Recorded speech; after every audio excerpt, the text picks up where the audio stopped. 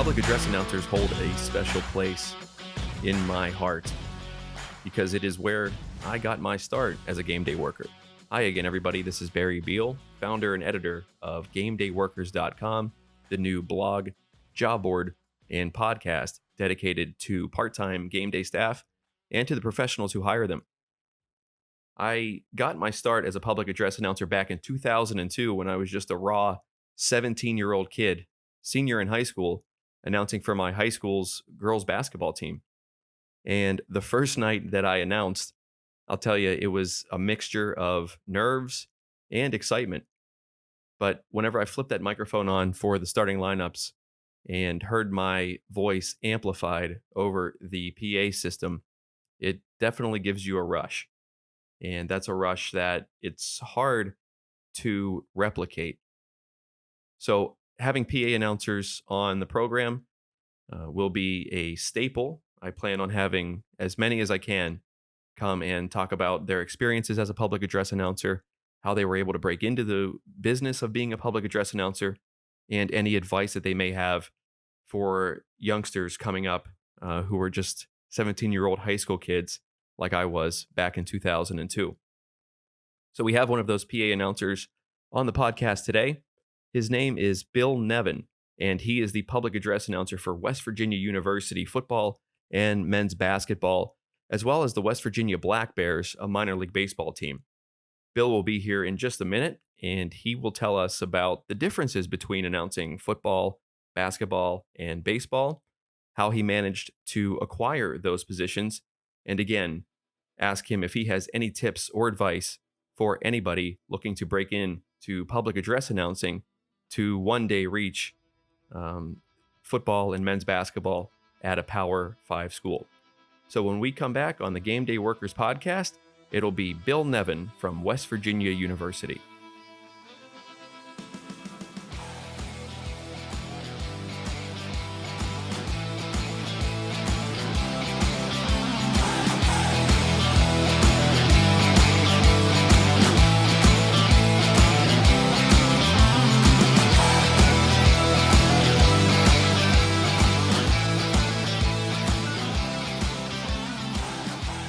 Welcome back to the Game Day Workers Podcast. West Virginia University public address announcer Bill Nevin is here. And Bill, I'd like to thank you for agreeing to appear on the podcast, even after learning that I am a proud graduate of the University of Pittsburgh. So I do appreciate that. I won't hold that against you. Appreciate you having me on. It's a pleasure.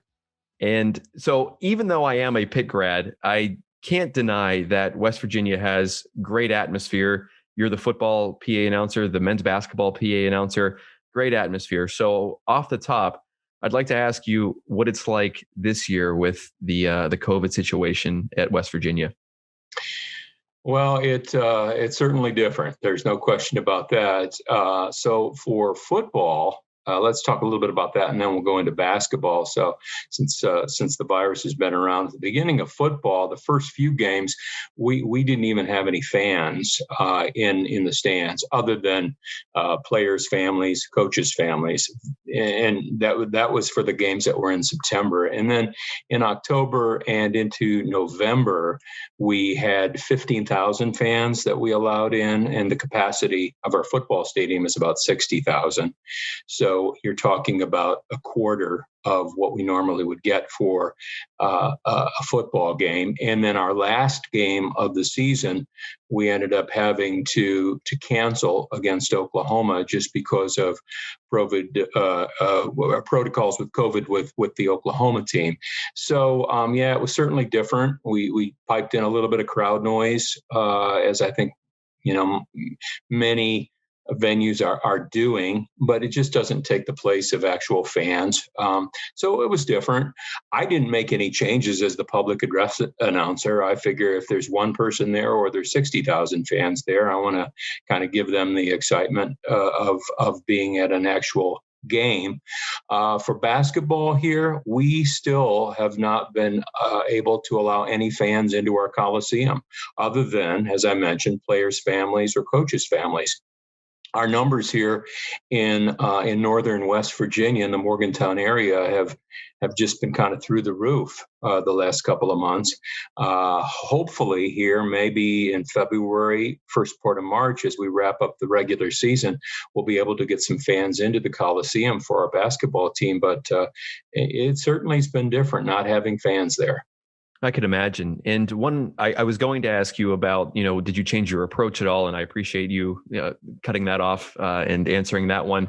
But in terms of, say, like a marketing script or anything like that, can you talk about the differences, or has it been completely eliminated when there's no fans around?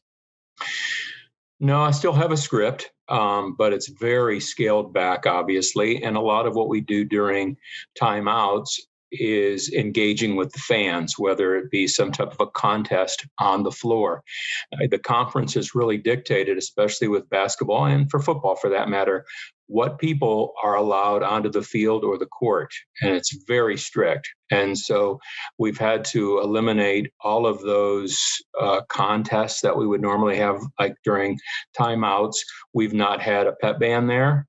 We've not had any cheerleaders or a dance team that would come out and perform. So we've done a lot of stuff via video, but again, there's just that no engagement. So that obviously takes from my script as I would normally announce those types of things. So it's pretty much what I would consider to be promotions for the athletic department, upcoming games, and then always it seems like we're reminding people to the 3 W's, wear a mask, watch your distance, and wash your hands. and so that's really kind of almost every other break, we're reminding people to keep their mask on. Well, and I think that plays into the part of the public address announcer too, is you're not there for entertainment. You're not there just to announce who scored a touchdown or who hit a 3-pointer, but you're also there for crisis communication. So I think that's an important role for a PA announcer. Yeah. Obviously, I work for West Virginia University, and part of my job is with the marketing department. And, as the team goes, I kind of go. If the team is scoring and it's very exciting, I try to bring a little bit of life to the game itself.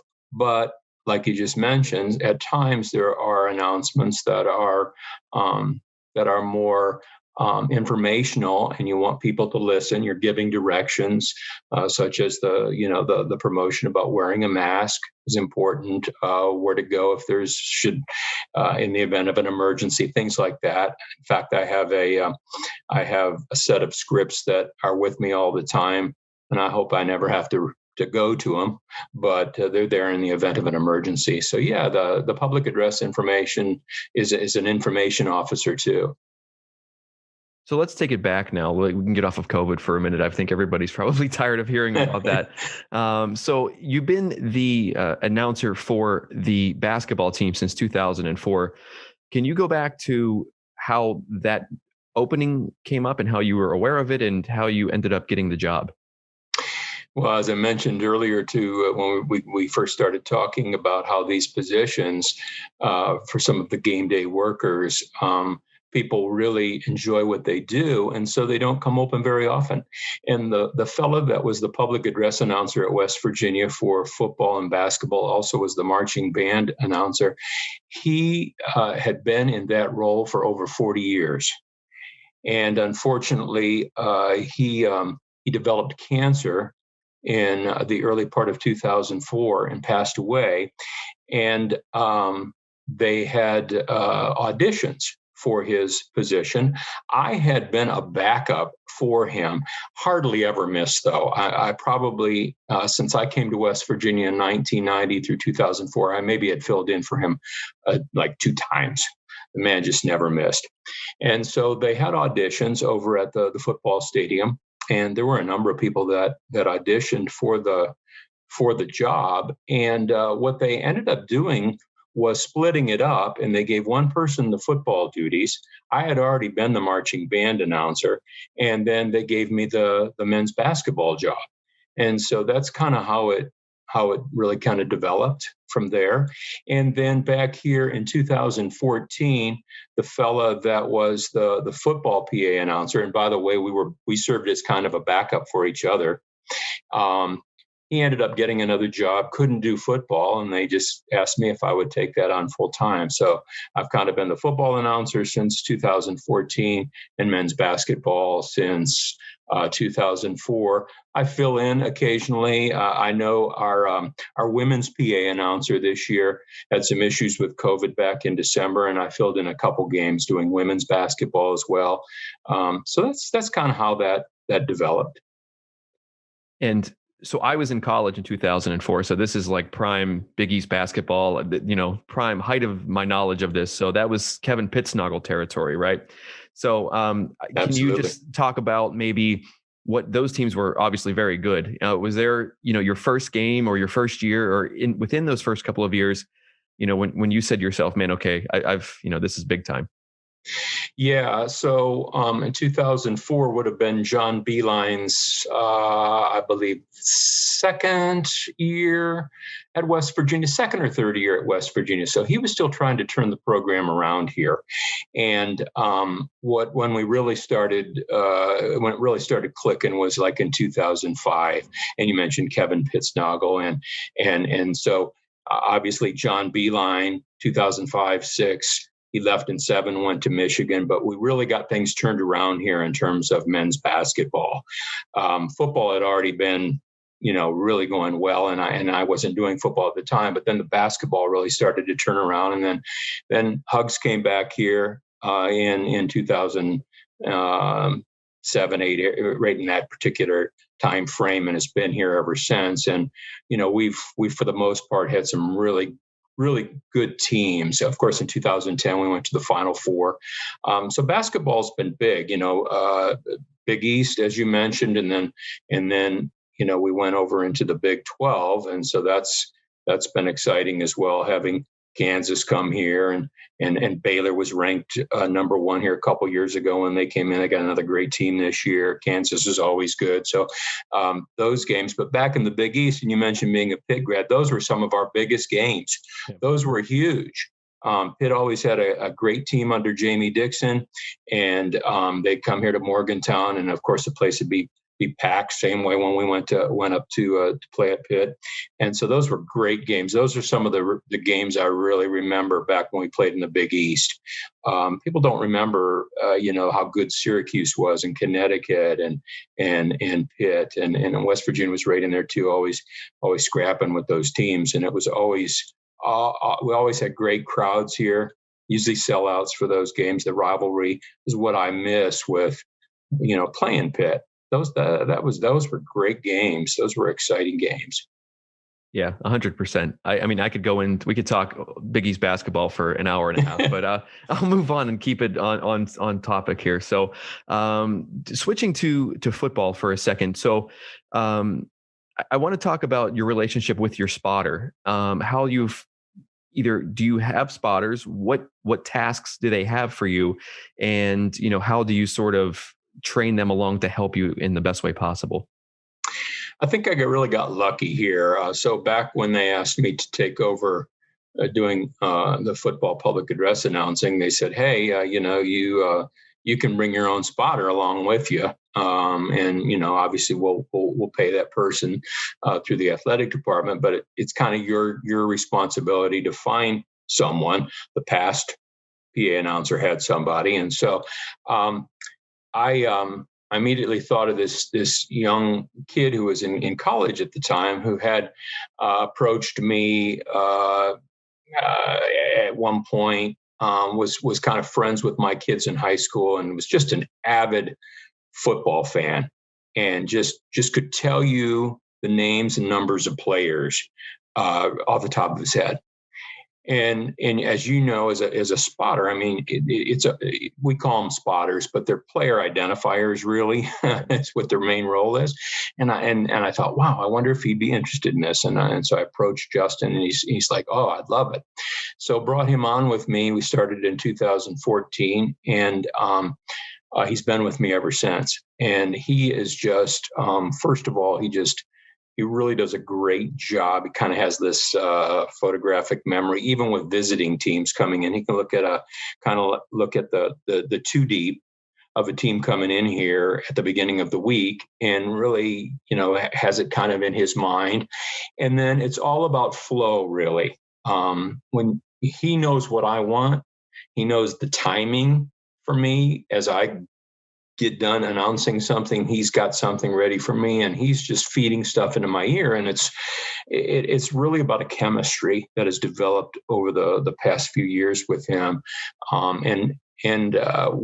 When he's unable to make it, which thankfully is not very often, I have somebody else that fills in as a backup, and this person does a nice job too. But it's all about the chemistry and just knowing what I want and what I need and what I follow, and then what he follows, and it's just it just flows really nicely, and that's important. And it didn't start that way. I mean, it's developed over time. But that's kind of how that's developed. I think that's a really important role for the PA announcer. And when you ask people in football about their relationship with the spotter, I couldn't really do my job without a spotter, because the PA booth at Milan Puskar Stadium here in Morgantown is really high up, and so you're really relying on your spotter to have his glasses on and on the play. And we have a monitor there, and that's helpful too. But he really knows what I need and what I want. And so it's that chemistry that's developed. And so it's a really important role, the role of the spotter and helping the PA announcer. And I find this interesting because I did high school PA announcing for football when I was in college. So I had my dad actually be my spotter. And I said, I'll get the offense and you take care of the tackler. I don't know if you have a similar system or if you do your own thing, or how he helps you. Yeah. It's one of those things. Justin gives me a lot of information. He will actually let me know who's in the backfield right away, just so I have an idea on if there's a handoff, who is probably going to get the ball. He lets me know who the tackler is. What I focus in on is down and distance most of the time, and so he's really kind of identifying the players as the glasses on, and I'm looking at the down, the distance to go, things that how much yardage was gained on the play.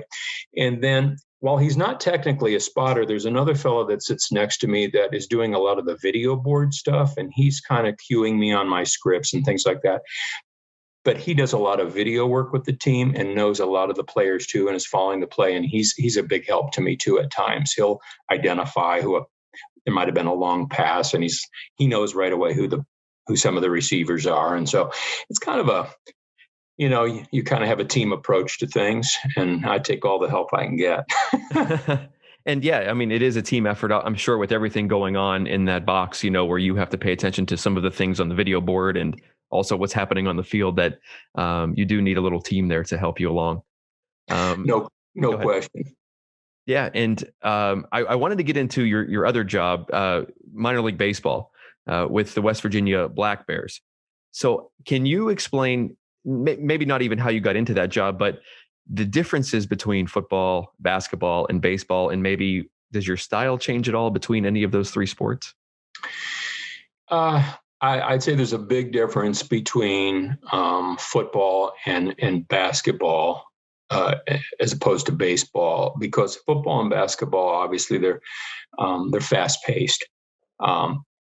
Baseball, you have a lot of time. There's a lot of downtime when it comes to PA announcing. Football, especially here in the Big 12 conference, there's a lot of what we no huddle offenses, kind of hurry up offenses at times, and so it's really comes to timing and being able to spit everything out before the ball is snapped for the next play. And so basketball, it's obviously pretty fast paced as well, but you're right down there on the floor and you've only got 10 players. Football, you've got 22 players out there at any given time. A lot of them aren't skilled players, so you're probably not going to be worried about announcing those people. But again, there's differences between those two. In baseball, especially in minor league baseball, it's really all about the promotions. at the half inning and at the end of the inning. Sure. And you've got a lot of engagement with fans, and you've got contests and things going on the field itself. And so my script for a 9-inning minor league baseball game probably has about 20 pages because it's got so many different promotions and contests that are going on in between, half innings. So that's the big difference, I think. While basketball and football at the college level, there's a lot of promotions and things too, but not nearly as many as there are in minor league baseball. And again, you're just announcing kind of who the batter is. There's downtime in between. You're working with your person who has walk-up music, so there's a little bit of chemistry you have to develop there. All of them are a little bit unique, but there's a bigger difference, I think, between basketball and football and baseball. Sure. And I think being a minor league PA announcer, it's kind of like hurry up and wait, right? You have that 2 minutes and 30 seconds to get through. That's where the bulk of your script comes from, right? And you're right. Once the inning starts, you're just announcing the hitter pretty much. Yeah. So a lot of the work that we do, comes in between half innings. And so, that's one of the big things about, and a lot of times the promotions don't change so much. So once you kind of have the script down, and some of it, it's interesting. Pepperoni rolls are really big in northern West Virginia. And you talk to people outside of the state of West Virginia, they don't even know kind of what it is. It's kind of like when you go to a Pittsburgh Pirates game, you have the pierogi. Sure. The pierogi race. Well, we have the pepperoni roll race down here. Nice. And so each game there's a different pepperoni roll who wins. So I have to kind of ad lib through that, but I kind of know ahead of time who's going to win and if there's going to be like some type of a weird thing to the race and stuff. So you have some fun with things, on the promotion side of the house. So you're kind of that in minor league baseball, you're really kind of working for the promotions and marketing team more so than anybody else. But it's fun. I enjoy it. Yeah, it sounds like a great job. And, you're all year long, basically, you have some sort of public address announcing job. So I wanted to get into any advice you may have for young announcers or, just a young person who wants to get into working in athletics. What kind of advice you could offer them? Yeah, I've got a great example of a young man who was really interested in becoming a public address announcer. This has been a few years ago, and was actually doing some work at his high school. I think he was the public address announcer for maybe his women's basketball team there, and he wanted to try to kind of learn from me and mentor and see if maybe he could work his way up into something at West Virginia University. And I got an email from him just kind of out of the blue. And, I have a full-time day job and I was just kind of, I was busy. I thought, yeah, I'll get back to this kid, and it was probably 2 weeks went by. He emails me again, he was persistent. And that's one of the things I will tell people. You kind of need to be persistent. People are busy. And it wasn't like I didn't want to help the young man. I was busy. So second email come in. I'm like, okay, I'm going to get back to this guy. So I said, yeah. I said, why don't you come up to one of the minor league baseball games? You can come sit with me for the whole game. And I said, by the way, I said, send me a couple audio files of your work. I'll be glad to listen to it and provide some feedback. So he did that. And when I first got, I thought, wow, this kid's not bad. Yeah. And there's something there that we can work with this, and so they came to one of my games and we talked, and just so happens that some of the folks in the communications department at WVU that particular fall were looking for some PA announcers for soccer and for wrestling and volleyball. And I told Caden, I said, hey, apply here. I'm going to put in your name here. They had some auditions, and lo and behold, he was good enough to get, the wrestling gig and the volleyball gig. Oh, great. And then it just so happens they reached out to me and asked me, "Hey, you want to do WVU baseball this year?" And usually I try to take a little bit of a break after basketball and minor league baseball. So I'm a fill-in on baseball here for the college. I really don't want to do it full time. And I said, "No, I really don't." But I said, "I got a young kid, who you're familiar with because he's done." I said, "I think he can do baseball. I really do." And they say, "Oh, and I'm like, well, okay, well, we're going to have auditions." Yeah. So they auditioned, and guess what? He got the job. In all the meantime, he'd been sending me his files and things, and I've been helping him out. So to make kind of a long story short, and he ended up that year, the baseball team was good enough to host a regional here in Morgantown back in 2019. And I did some of those games, and Caden they felt he was good enough to do a couple of the regional baseball games here at the Division I level for NCAA, and I was really proud of him. He's done a great job. He does some of our I call them the non-revenue sports here at WVU now, and still stays active, and he's been a fill-in for me on minor league baseball as a backup. And so I guess to make a long story short, you had asked what advice I have. You just got to be persistent.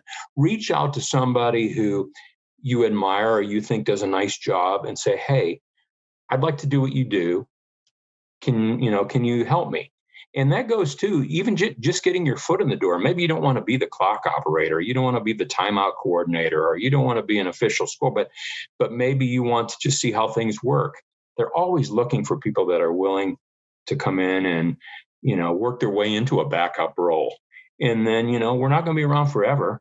And so it's like, hey, there's going to be a time, especially during this season, when you never know when COVID's going to come into play, and they're going to be looking for somebody to fill in as a backup. You just need to be persistent and reach out to people and say, "Hey, can you help me?" And most people are like, they're willing to help you, young kids. They want to see people succeed. Yeah. And that's so fascinating that a second email, not that you ignored him the first time, but just, hey, it slipped my mind. And he said, I'm going to send him another email. And it led to all of this work for him. And yeah. And I know he appreciates my work for him, but I really appreciate him just being persistent and really trying to work and craft his own a little bit and to get some reps in, and he's really improved over a couple of years to go from calling women's basketball at the high school level all the way up to doing a Division I regional tournament here for baseball. I mean, he really worked hard to get to that level, and so hard work, repetitions come into play a lot. Being able to just take scripts. I would send him some of my scripts that I would get. And I said, it's not so much that you have to have just great voice, but you have to be able to read well. You're going to be reading for sponsors, and they don't want to hear you make a mistake when you're pushing out their product or their service. It needs to be flawless. And I tell people that want to be public address announcers, you have to be able to read really well. That's important. That's probably more important than having this great booming voice. Sure. You have to be able to read well and be able to read on the fly and be able to interpret copy. And so the more you practice it and the more reps you have at reading out loud, then you're going to make yourself valuable and you're going to be able to get that job. I know what you mean about the reading thing. Do you ever catch yourself reading something else out loud and you just go into that cadence of being the PA announcer and your wife or a friend says, "What are you doing?" I haven't had anybody do that, but sometimes I get people to say, "Hey, would you mind recording a message for my phone for me?" Or things like that. It's funny. Or sometimes people say, "There's that announcer voice you're using." And I'm like, well, it comes with the territory, I guess. Yeah. Once you have it, it's hard to kind of shake that whenever you're not in that situation. Right. Right. And I'm going to leave you with this question. And since you weren't the PA announcer for the football team in 2007, I was going to make my Pitt 13, West Virginia 9 joke. You're never going to let us live that down. No, it's been 13 plus years now. So I can't let you live that one down. But on a happier note, because I'm sure this will be a partisan West Virginia audience maybe who hears this, so I want to stay on their good side. Do you have your favorite memory, your favorite game that you've had as the WVU PA announcer? Well, I would say probably for basketball, I've had a lot of really wonderful memories because, as I mentioned, I kind of started doing the basketball PA as the team was really getting good. And so there were some really great games here over the last, I guess this 15, 16 years I've been doing it. Remember Saturday afternoon here, it was a CBS national broadcast. UCLA came in here and we knocked off UCLA. I think they were ranked 2 or 3. I tell you what, anytime we could beat Pitt here at the Coliseum, those were always fantastic games. Even since we've been in the Big 12 conference, we've knocked off Kansas a couple of times here. They've had difficulty playing here in Morgantown when they were ranked high or ranked number 1 here a couple of years ago. Baylor came in here, I think, was ranked number 1. Ohio State came in here one year when I think John Beilein was the coach, and they were ranked 2nd or 3rd, and we knocked them off. So those are some of the big games I remember. I think Connecticut came in here with John Calhoun one year, and we knocked them off. It was like a game between Christmas and New Year's, and we really didn't have any student fans, which the student section here can get pretty boisterous, as you know. Yes. And so the Coliseum can be difficult for teams to come in and play, and so I think we've used that to our advantage over the years. So yeah, those have been some of the fun games here for basketball. Oh, that's great, Bill. I really appreciate you doing this and taking all my jabs good-naturedly. Yep. Thanks, Barry. Once again, this is Bill Nevin, public address announcer for West Virginia men's basketball and football. And we'll be right back to wrap up this issue of the Gameday Workers Podcast.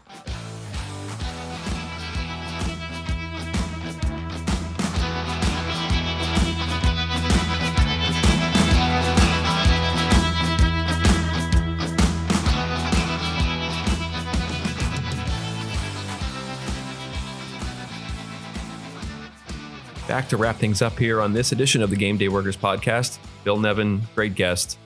Seems like a great guy, West Virginia notwithstanding. But one thing I forgot to mention before he came on was that he was named the Bob Sheppard PA Announcer of the Year in 2019 by the National Association of Sports Public Address Announcers. So obviously a great honor, well-deserved.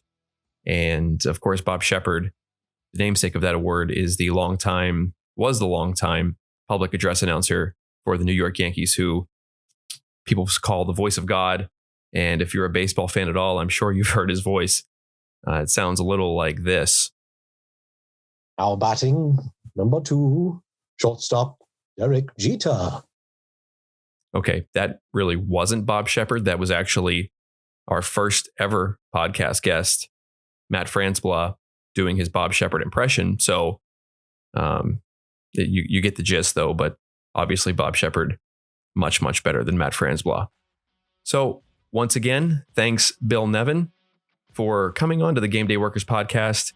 And hopefully you'll head over to the website, gamedayworkers.com, head over to the job board, which is jobs.gamedayworkers.com. You can also reach the job board from the website. And we will see you next week on the Gameday Workers Podcast.